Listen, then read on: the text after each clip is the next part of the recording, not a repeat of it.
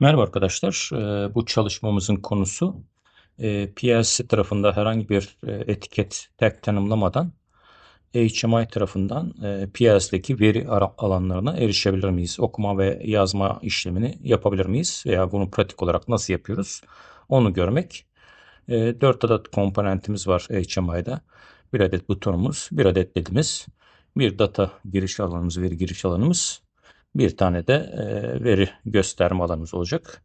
Bu alanları şimdi PLC tarafında ilişkilendirip pratik olarak etiket atamadan ya da çekmeden bu işi nasıl yapıyoruz onu beraber görelim. PLC'mizi açtık. Bir adet normalde açık kontak koyalım. M0 ismini verelim buraya. Bir bit alanı olsun. Bir de fiziksel çıkış kullanalım. Bu da Y0 olsun. Amacımız öncelikle M0'a HMI'den erişmek. Etiket atamadan ve etiketi HMI'ye çekmeden. Öncelikle haberleşme ayarımıza karar verelim. Hangi yöntemle bağlanacağımıza. COM2'yi tercih ettim. Bağlantıma herhangi bir isim verdim. MCO PLC'ye seçtim ve ekle diyerek ayarlarımı bitirmiş oldum. Şimdi HMI form sayfama geldiğimde ilgili butonu tıkladığımda PLC tarafında da M0 kontağının kapanmasını veya açılmasını istiyorum. Fakat herhangi bir etiketim yok gördüğünüz gibi. Etiket tanımayı PLC'de çekmiyorum. Tekrar ilgili kontağı nesneyi seçtim. Etiket kısmında şu büyüteç simgesine tıkladım. Buna herhangi bir isim veriyorum. Buton diyorum. Hangi bağlantıda olduğunu tanımlıyorum. Link 1'deki PLC'inde bu. Kontağımın ismi neydi? M0 ismini vermiştim. Ve bit büyüklüğündeydi hafıza alanım. Ekle diyorum. Böylece artık tanımlamam bitmiş oldu. Bu nesnemi yazma adresini buton olarak tanımlayıp yüklediğimde aynı şekilde PLC'mi de yüklediğimde artık karşı tarafta PLC tarafında etkisini görmem gerekir. Testini yapalım. Adım adım gidelim. Bir bit alanına veri yazmış olacağız. Eğer başarılı olduysak çalıştırdık. HMI'den ilgili kontağı tetiklediğimizde gördüğünüz gibi ladder tarafında da burada da tetiklemiş olduk. Veri yazma işlemini gerçekleştirdik. Bir de veri okuma işlemini gerçekleştirelim. Bu ledimizi ladder tarafındaki Y0 ile ilişkilendirelim. Yani şu kontakla, bobinle. Bu bobine de bir isim vermiyorum. İlgili nesneyi seçtim. Okuma adresi olacaktır bir defa. Okuma adresindeki yine büyüteç resmini seçtim. LED ismini vereyim buna. Herhangi bir isim verebilirim. Yine aynı cihazdaki Y0 idi hatırlayınız ve bit uzunluğundaydı. Ekle dedim. Bitti.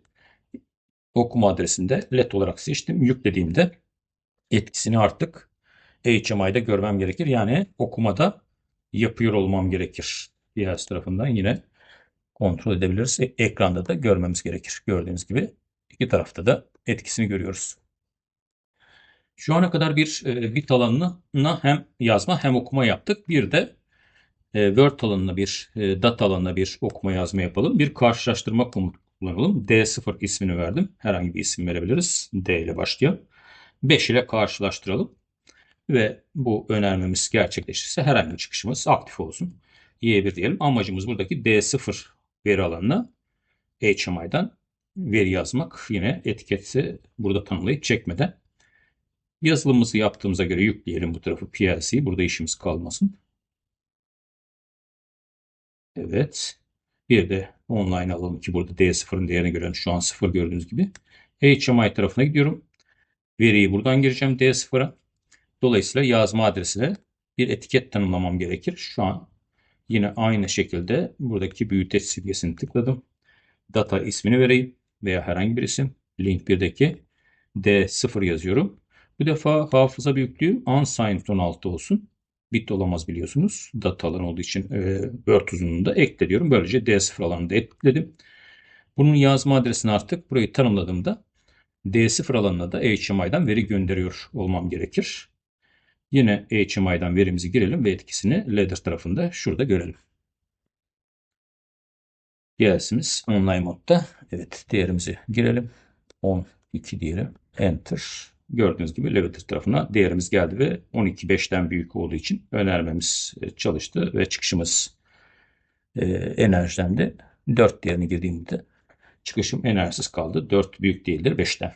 Ve son aşamaya gelelim. Bir de sayıcı kullanalım. Sayıcının değerini HMI'de gösterelim. Bir Word alanına yazma yaptık. Bir de okuma yapmış olacağız son maddede. Bir adet yukarı sayıcı getirdim. Yukarı sayıcımız CV0 ve herhangi bir değer yazıyoruz altına. D1 veya işte bir sabit sayı da olabilir. Girişine de bir saydırma kontağı koyalım. Yarım saniye açık, yarım saniye kapalı olan M8006 clock bitimizi koyalım. Kendi kendisinde saysın. Bizim amacımız CV0'da HMI'de görüntülemek. Yüklüyoruz projemizi. Word alanında okuma yapacağız son olarak. Tamam diyoruz. Simülasyon. Buradaki değerimize bakıyoruz. Saymaya başladı sayıcımız görüyorsunuz. Kaç defa kapanıp açıldığını sayıyor kontağımızı. Ve son olarak data display hanesine yani veri gösterme hanesinin okuma adresini yazacağız. Yine etiketimi burada tanımlıyorum. Erişmek istediğim adresi. Sayıcı diyeyim buna. Sayıcı yine aynı cihazdan. Adresimiz CV0 idi. Yine uzunluğumuz unsigned 16. Word uzunluğunda ekle diyoruz ve tamam diyoruz. Buranın da artık okuma adresini sayıcı olarak seçtiğimizde böylece PLC tarafında hiç etiket tanımlamadan ve etiketleri de HMI'yi çekmeden her türlü arana okuma ve yazma işlemini yapmış olacağız. Kontrolümüzü yapalım. Yine burada açalım. Gördüğünüz gibi sayıcımızın değeri aynen Network'teki gibi HMI'ye iletiliyor. Buradaki değerimiz D0 alanına iletiliyor. Yine butonumuz da işlev görüyor. Böylece her tür alana okuma ve yazma yapmış olduk.